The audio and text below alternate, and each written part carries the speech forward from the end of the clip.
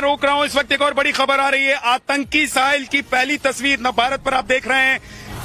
ये आतंकी है जिसके बारे में जानकारी मिली है। ये नवभारत पर आतंकी शाहीन की ये पहली तस्वीर है। ये लेडी आतंकी जिसका जिक्र लगातार हम कर रहे थे, जिसको लेकर लखनऊ से लेकर उत्तर प्रदेश के अलग अलग इलाकों में छापेमारी चल रही है, जिसके बारे में जानकारी जुटाने की कोशिश हो रही है। और ये वही आतंकी लेडी है जिसने पूरे इस ऑपरेशन को मॉनिटर किया। यानी कि ये आप एक तरीके से कह सकते हैं कि ये इस पूरे ऑपरेशन की सरगना रही और इसी ने इस ऑपरेशन को अंजाम दिया। आतंकी वारदात को अंजाम देने के लिए सबको कोऑर्डिनेट कर रही थी। सब पूरी प्लानिंग जो थी वो इसके पास थी, ब्लूप्रिंट इसके पास था। इसको पता था कि कहां कब क्या करना है। उसकी ये पहली तस्वीर इस वक्त आप नवभारत पर देख रहे हैं। तस्वीरों में आपको जो दिखाई दे रही है ये आतंकी लेडी शाहीन, इसे बताया जा रहा है कि ये शाहीन ही है जिसका नाम लगातार कल से सुर्खियों में है, जिसको लेकर कहा जा रहा है कि इसने पूरी आतंकी वारदात को अंजाम दे रहे लोगों को कोऑर्डिनेट किया,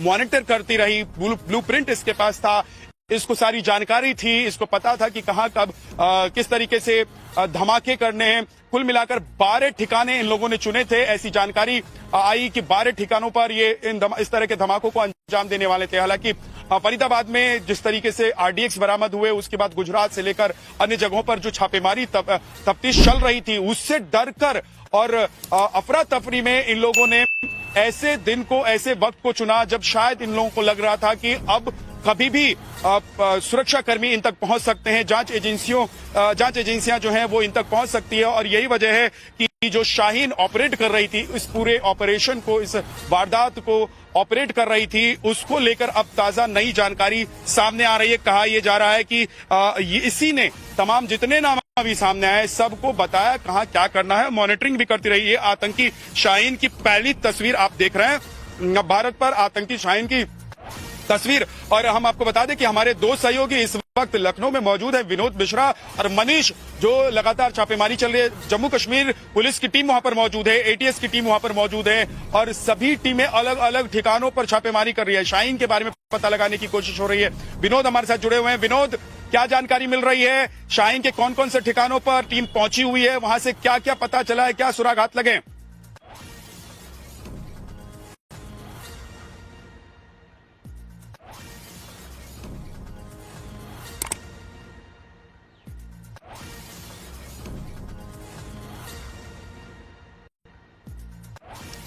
विनोद के पास चलेंगे, उन तक मेरी आवाज नहीं पहुंच रही है मुझे लग रहा है। अनुज, जरा डिटेल में बताइए, ये जो तस्वीर सामने आई है कैसे ये तस्वीर हाथ लगी? दूसरी बात ये है कि शाहीन के बारे में अभी तक क्या क्या जानकारी मिली है? ये पूरे ऑपरेशन को ऑपरेट कर रही थी, मॉनिटर कर रही थी, इसके कितने ठिकाने हैं, कहां कहां ये रही, कहां कहां गई, कैसे इसने ऑपरेट किया इस पूरे ऑपरेशन को?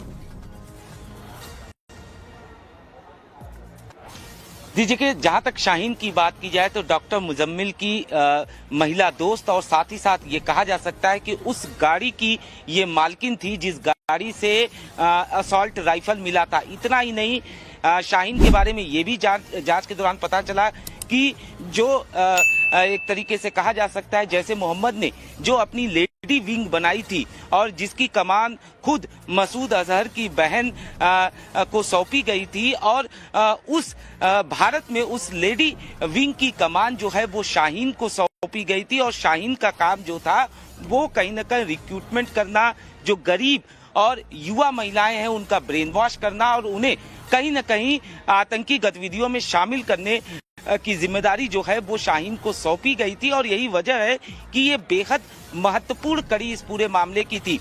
कल फरीदाबाद में शाहीन से फरीदाबाद पुलिस और एक तरीके से कहा जा सकता है जम्मू कश्मीर पुलिस ने जब छापेमारी की तमाम जगहों पे, उसके बाद शाहीन से भी लगातार पूछताछ की जा रही थी और उसके बाद शाहीन की गिरफ्तारी की गई। जांच के दौरान जो बातें सामने आई वो चौंकाने वाली थी कि किस तरीके से जिस लेडी विंग पहली बार जो लेडी विंग बनाई जाती है जैसे मोहम्मद के द्वारा, उस लेडी विंग में भारत में जो कमान सौंपी गई थी वो किसको सौंपी गई थी?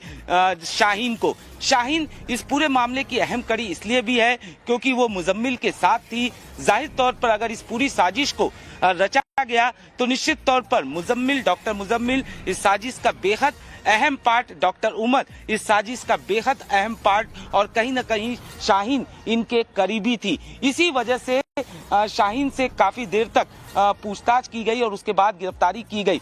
अब जिस तरीके से जांच एजेंसियां अपनी जांच को आगे बढ़ा रही हैं, निश्चित तौर पर शाहीन के जो ठिकाने हैं वहां पर भी जांच एजेंसी की टीम जो है वो पहुंची हुई है। लगातार सबूत इकट्ठा करने की कवायद की जा रही है। डॉक्टर उमर की भी करीबी शाहीन बताई जा रही है, इसलिए ये लेडी डॉक्टर जो थी वो इस पूरे मामले की सबसे अहम कड़ी थी। और जो महिला विंग बनाया गया था जैसे मोहम्मद का, उसका इंडिया में जो कमान सौंपा गया था वो कहीं न कहीं शाहीन को सौंपा गया था। जी बिल्कुल, और ऐसे लोगों को चुना गया। आप सोचिए कि ऐसे लोगों को चुना गया, लोगों को रेडिकलाइज करने के लिए, साजिश रचने के लिए, जो पढ़े लिखे हैं, डॉक्टर हैं, जो हिंदुस्तान को बहुत अच्छे से जानते हैं, समझते हैं, दिल्ली को बहुत अच्छे से जानते समझते हैं, फरीदाबाद को बहुत अच्छे से जानते समझते हैं। तो पूरी एक जो प्लानिंग थी वो ये थी। आप अक्सर प्रिया हम लोग देखते हैं कि इस तरह की घटना में जिन लोगों का इस्तेमाल किया जाता है, जो इस तरह की घटना को अंजाम देने के लिए पहुंचते हैं, वो अक्सर कम पढ़े लिखे हुए लोग होते हैं, जिनको रेडिकलाइज कर दिया जाता है, ब्रेन वॉश किया जाता है जिनका, और उनको आतंकी बनाकर मैदान में उतार दिया जाता है। लेकिन ये सभी डॉक्टर हैं, यानी कि डॉक्टरों की एक फौज है जो आतंकियों ने तैयार कर ली है और हमारे देश में इस तरह की घटना को अंजाम देने के लिए, साजिश रचने के लिए तैयार किया है। और ये बहुत चिंताजनक भी है, क्योंकि आमतौर पर हम सब जानते हैं इस बात को कि कैसे नौजवानों को बरगलाया जाता है। जो युवा वो बेरोजगार है, जो कम पढ़े लिखे हैं, जिनमें समझ नहीं है, उनको बरगलाया जाता है, उनका ब्रेन वॉश किया जाता है। लेकिन यहाँ पर सोचिए, समाज के वो लोग जो सबसे ज्यादा पढ़े लिखे हैं, जिनके पास आप उम्मीदों से जाते हैं, उन लोगों का इस्तेमाल किया जाता है। और शक भी नहीं होता है ऐसे लोगों पर, शक भी नहीं होता। और शायद यही कारण है कि उन्होंने इन तमाम लोगों को चुना। अच्छा, जो शाहीन है उसके बारे में तब पता चला जब मुजम्मिल के पास जो गाड़ी मिली थी वो भी लग्जरी गाड़ी थी, उसके पास AK-47 मिलती है।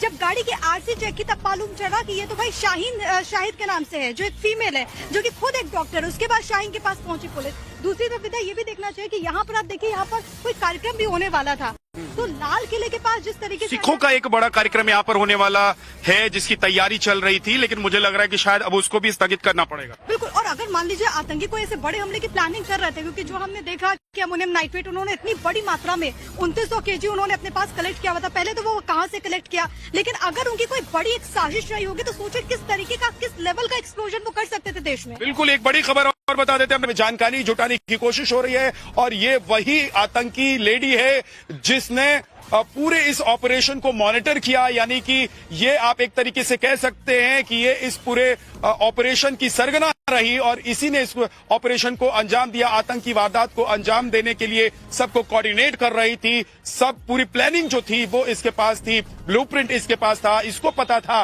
कि कहां कब क्या करना है। उसकी ये पहली तस्वीर इस वक्त आप नव भारत पर देख रहे हैं। तस्वीरों में आपको जो दिखाई दे रही है ये आतंकी लेडी शाहीन, इसे बताया जा रहा है कि ये शाहीन ही है जिसका नाम लगातार कल से सुर्खियों में है, जिसको लेकर कहा जा रहा है कि इसने पूरी आतंकी वारदात को अंजाम दे रहे लोगों को कोऑर्डिनेट किया, मॉनिटर करती रही। ब्लूप्रिंट इसके पास था, इसको सारी जानकारी थी, इसको पता था कि कहां कब किस तरीके से धमाके करने हैं। कुल मिलाकर 12 ठिकाने इन लोगों ने चुने थे। ऐसी जानकारी आई कि 12 ठिकानों पर ये इस तरह के धमाकों को अंजाम देने वाले थे। हालांकि फरीदाबाद में जिस तरीके से RDX बरामद हुए, उसके बाद गुजरात से लेकर अन्य जगहों पर जो छापेमारी तफ्तीश चल रही थी, उससे डरकर और अफरा तफरी में इन लोगों ने ऐसे दिन को, ऐसे वक्त को चुना जब शायद इन लोगों को लग रहा था कि अब कभी भी सुरक्षाकर्मी इन तक पहुंच सकते हैं, जांच एजेंसियां जो हैं वो इन तक पहुंच सकती है। और यही वजह है कि जो शाहीन ऑपरेट कर रही थी इस पूरे ऑपरेशन को, इस वारदात को ऑपरेट कर रही थी, उसको लेकर अब ताजा नई जानकारी सामने आ रही है। कहा यह जा रहा है कि इसी ने तमाम जितने नाम अभी सामने आए सबको बताया कहां क्या करना है, मॉनिटरिंग भी करती रही है। आतंकी शाहीन